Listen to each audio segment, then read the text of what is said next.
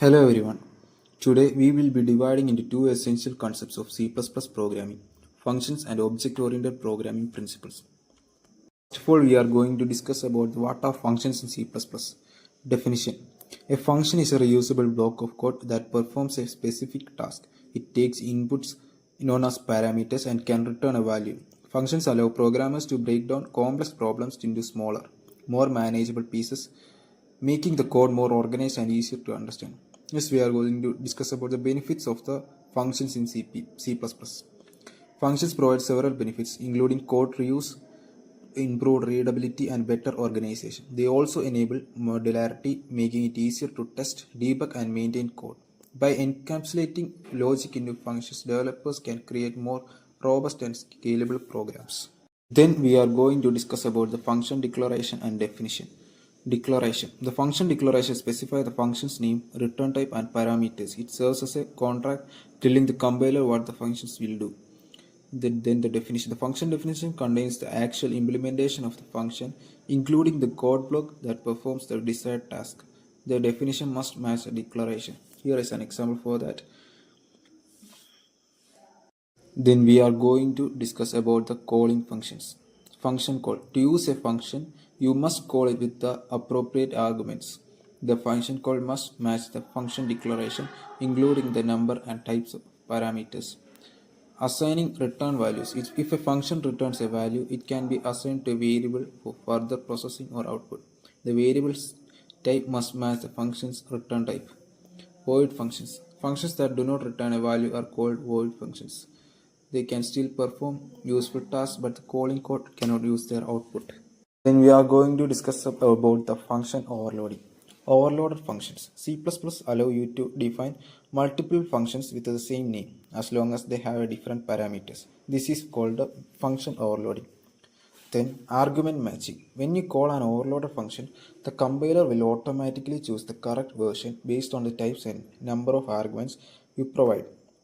The benefits of the function overloading. Overloading functions can make code more intuitive and easier to use, as developers can call the same function name with the different inputs. Then limitations of the function overloading. The overloaded functions must differ in their parameter list. They cannot differ only in their return types. Then we are going to discuss about one of the important topic, passing functions as arguments. Function pointers. In C++, you can pass functions as arguments to other functions. This is done by using function pointers, which store the address of a function. Callbacks. Passing functions as an argument allows you to implement callback functions, where a function is called by another function when a certain event occurs. Then applications. Passing function as an argument is useful in scenarios where you want to abstract away implementation details or provide flexibility in how a task is performed. Then we are going to discuss about the recursive functions. Recursive functions call themselves to solve problems by breaking them into smaller, self-similar subproblems. This recurs a base case, a condition stopping recursion, and a recursive step where the function calls itself with a modified input progressing towards the base case. While elegant, excessive recursion can cause performance issues, high memory usage, slow execution. Careful design and testing are crucial to avoid infinite loops and bottlenecks. Example: calculating factorial. Here is an example for that.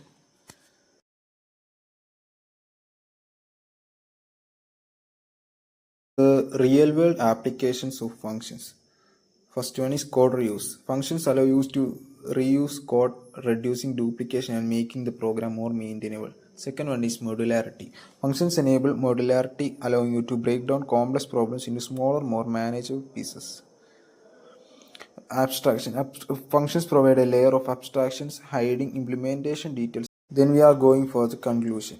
Functions are the fundamental building blocks of C++ programming, enabling code reuse, modularity, and abstraction. By encapsulating logic into functions, developer can create more organized, maintainable, and scalable programs. Functions can also facilitate collaboration, as different team members can work on separate functions without affecting the overall structure of the application.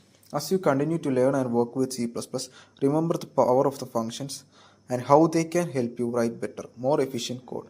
By mastering the concepts we have covered, you will be well on your way to becoming a skilled C++ programmer. Then we are going to discuss about the second essential concept of C++ programming, that is OOPS concepts, object-oriented programming principle.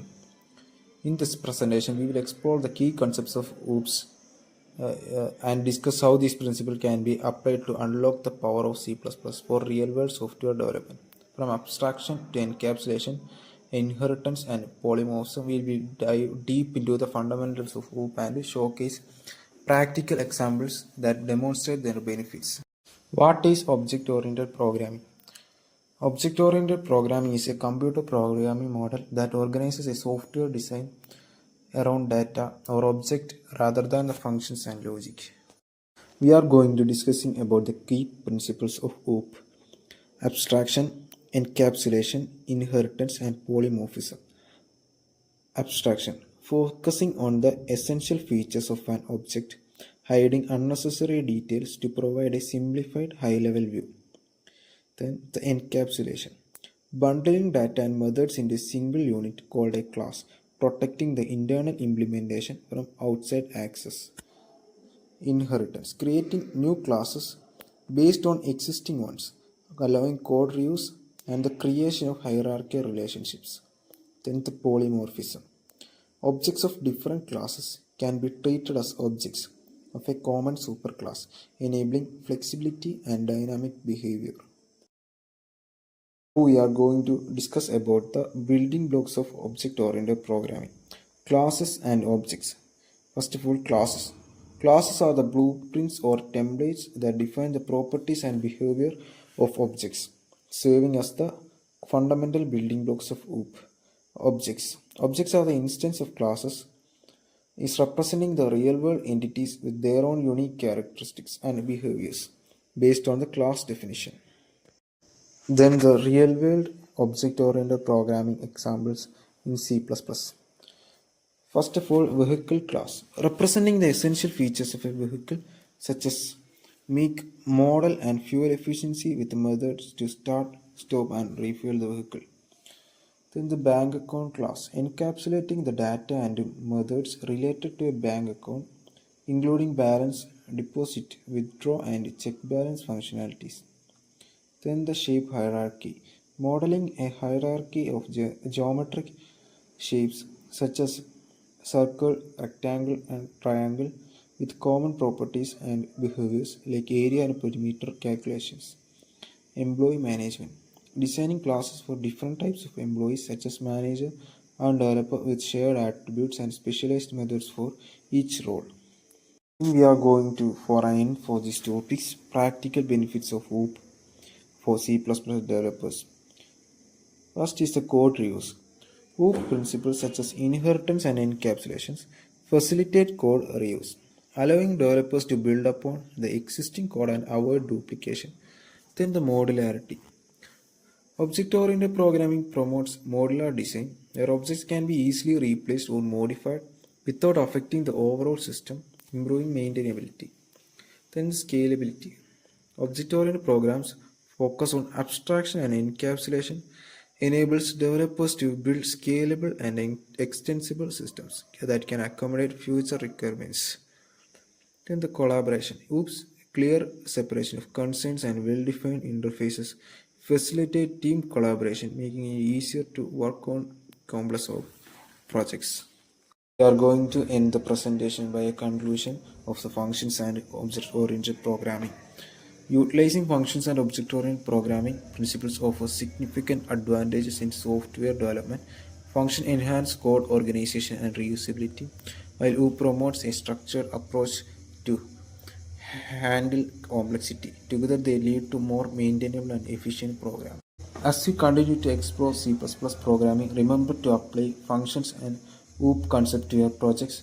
Practice using these concepts to solve real-world problems and you will become proficient in C++ programming in no time.